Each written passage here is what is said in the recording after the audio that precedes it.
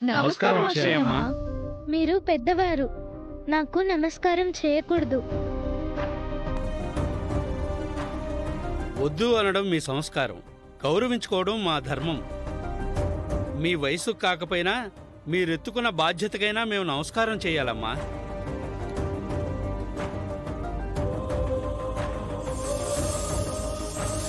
వేదవతమ్మగారి తర్వాత అవనమ్మగారు, తర్వాత మీరు ప్రసాదం తయారు చేయటానికి అర్హులు.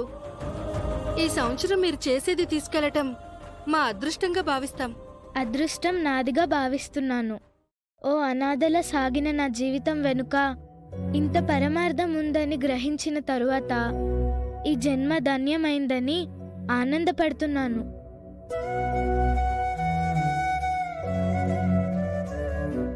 సంబరపడకే, కాసేపట్లో నీ జన్మ ధన్యం కాదు, అంతమైపోతుంది. ఇటువంటి జన్మనిచ్చిన నా తల్లిదండ్రులకు నేనెప్పటికీ రుణపడి ఉంటాను.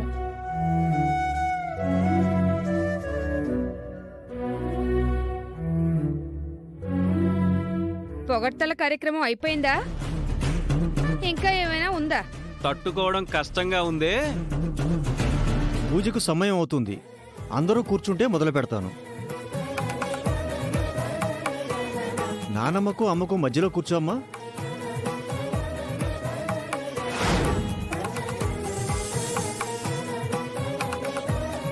అందరూ బొట్టు పెట్టుకోండి అమ్మా.